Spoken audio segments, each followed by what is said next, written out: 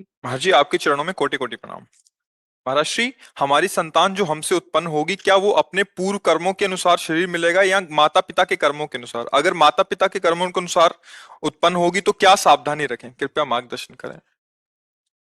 वो तो आएगा अपने ही कर्मों से, पर उसमें दुख और सुख का अनुभव तुम्हारे कर्म उसमें सम्मिलित होंगे। अगर आपने पूर्व में जो जीव पुत्र रूप में आ रहा है उसके साथ अभद्र कर्म किए हैं, तो आकर के जीवन भर आपको जलाएगा, आपको दुख देगा। और आपने भद्र माने मंगलमय कर्म किए हैं, तो जीव पुत्र बन के आएगा, तुम्हें सुख प्रदान करेगा। अब यदि इस समय भजन कर लो भगवान का, तो तुम उसके भी भाग्य को बदल सकते हो और अपने भी भाग्य को बदल सकते हो। ये भजन ही एक ऐसा कर्म है जो सब सुधार देता है। मार्कंडेय ऋषि के पिता महाराज मृकंड ने देखा, बहुत ज्योतिषाचार्य थे, कि 5 वर्ष में मेरे पुत्र की आयु खत्म है, मर जाएगा। बड़ी चिंता हुई कि जीवन भर भजन करते रहे, तपस्या की। पहले प्राय हम सब ऋषियों की ही संतान हैं, रहते गृहस्थ में थे, पर पूर्ण ऋषि तपस्वी मुनियों की तरह हम सब ऋषियों की संतान है। जब गोत्र पूछा जाए तो देखो नहीं बोलते भरद्वाज गोत्र, याज्ञवल्क्य, गा, हम सब ऋषियों की संतानें हैं। हाँ, तो उन्होंने को लगा कि कैसे क्या कर सकते हैं कि 5 वर्ष के बाद ये बालक जीवित बना रहे। अब पिता का कर्म शुरू हो रहा है। पूर्व संयोग इतने ही वर्ष का था, अब उनका नया कर्म काम कर रहा है। उन्होंने विचार किया, भगवान के भक्तों और संतों में विशेष सामर्थ्य है। यदि संतों को साष्टांग दंडवत करे और संतों का आशीर्वाद मिले, तो मैं इसे मृत्यु से भी बचा सकता हूं। उनको पता था, उनकी श्रद्धा थी, उनकी भावना थी। तो प्रायः पवित्र नदियों के किनारे ही ऋषियों के आश्रम होते थे, तो गंगा जी के समीप ही, तो घाट में खड़ा कर देते। जो भी संत दिखाई देते, वैष्णव तिलक या शैव तिलक, वो सबको आदेश कर, छोटा सा बालक 2 वर्ष 3, साष्टांग प्रणाम करो, साष्टांग प्रणाम करो।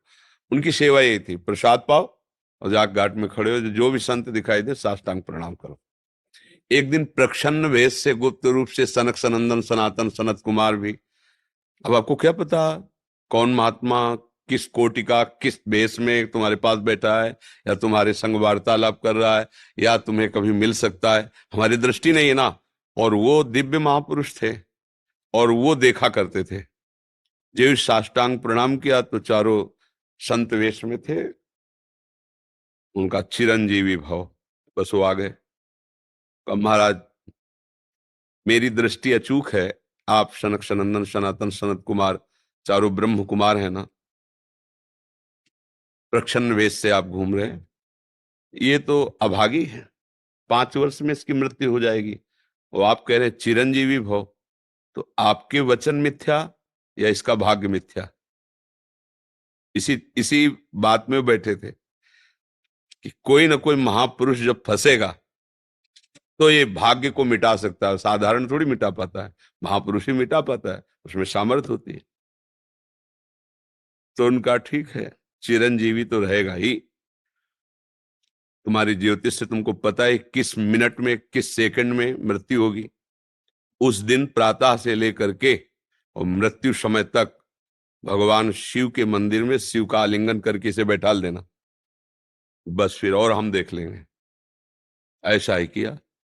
चारों ब्रह्म कुमार दरवाजे पे खड़े हो गए। तो ऐसे पुरुषों के पास यमदूत नहीं आते, साक्षात धर्मराज आते हैं। धर्मराज ने देखा सनक सनंदन सनातन सनत कुमार, तो उनका इस जीव का समय हो रहा है, आप आदेश करें तो मैं इसे ले जाऊं। बोले मैंने तो चिरंजीवी भव कहा है। बोले ब्रह्मा के आप पुत्र हैं, ब्रह्मा के द्वारा ही विधान किया जाता है। तो इतनी वार्ता हो ही रही थी कि भगवान शंकर प्रकट हो गए।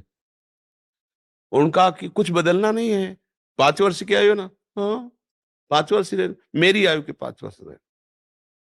भगवान ब्रह्मा जी एक सुई लेकर के ऐसे कमल में छेदे थे, आका 1 वर्ष हो जाता है। वो क्रम जब समय का नहीं, जैसे उत्तरायण दक्षिणायन देवताओं के दिन रात, ब्रह्मा जी का दिव्य 100 वर्ष का जो आयु का विवरण है ना, उसको जब पढ़ो तो होश खराब हो जाएगी। एक दिन में 74 मनु बदल जाते हैं, इंद्र बदल जाते हैं एक दिन में। और भगवान का समय, वो जो ब्रह्मा जी का समय, निमेष, पलक झपकना, इतना। इतनी ब्रह्मा की पूरी आयु हो गई। 5 वर्ष उनके, आज तक मार्कंडेय जी जीवित है। उनको चिरंजीवी ऋषि कहा गया है मार्कंडेय जी का। अगर पिता भगवान का भजन करे तो अपने भाग्य और पुत्र के भी भाग्य को बदल कर जैसा चाहे वैसा कर सकता है। भावी मेट सके त्रिपुरारी। अगर भजन बल है तो फिर आनंद ही आनंद है, नहीं तो दोनों के कर्म संयोग से ही संयोग बनता है। तो तुम्हारे पुत्र रूप में आ रहा है। अभी हमारा आपका पूर्व जन्म का कोई संयोग तो आपको देखते ही चिढ़ पैदा हो जाएगी।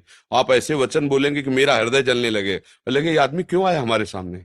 वो हमारा कर्म है जो आपको भी जला रहा है, मेरे को भी जला रहा है, दोनों में द्वेष पैदा कर रहा है। और अगर अच्छा देखते ही ऐसा लगा कि मानो हमने बहुत समय से अपने प्रियजन को बाद में देख, ऐसा लगता है ये तो हमारे बहुत प्रिय है, और देखकर आनंद है, आप जाओगे खुशी हुई, हमारा खुशी हुई, क्या हुआ। कर्म ही सबको दुख सुख देता है और कुछ नहीं। अगर कर्म को कोई मिटा सकता है तो भगवान का भजन मिटा सकता है दूसरा नहीं। खूब प्रभु का आश्रय लेकर के उनकी लीला गायन करो, नाम जप करो, सब ठीक हो जाएगा। और गर्भस्थ शिशु को भगवत चर्चा सुनानी चाहिए, उससे प्रभाव पड़ता है। जैसे माँ गर्भवती है तो चाहिए कि स्वयं स्वाध्याय करे, या फिर परिवार के जन कथा कह रहे हो चुपचाप शांति से बैठ के सुने और नाम जप करे, तो गर्भस्थ शिशु पर उसका प्रभाव पड़ता है। जैसे प्रहलाद जी जब कयाधु जी के गर्भ में थे तो नारद जी अपने आश्रम में लेकर के उनको भी भगवत चर्चा भक्ति का उपदेश किया, तो ऐसे महान भागवत 5 वर्ष में विश्व विजेता हिरण्यकश्यप को परास्त कर दिया। 5 वर्ष की आयु प्रहलाद जी की है और विश्व शक्ति संपन्न हिरण्यकश्यप परास्त कर दिया। अभिमन्यु जी गर्भ में ही थे, चक्रव्यूह का भेदन की क्रिया बताई तो 6 द्वार भेदने की क्रिया तक वो जगती रही, 7वें में सो गई। तो फिर वो मतलब गर्भस्थ शिशु पर बाहरी चर्चा का प्रभाव पड़ता है, बाहरी आचरण का प्रभाव पड़ता है। यदि हम नाम कीर्तन, भगवत चर्चा, भगवत कथा वार्ता, तो उसमें भक्ति का अंकुरण हो जाएगा, गर्भस्थ शिशु में उसका प्रभाव पड़ जाएगा।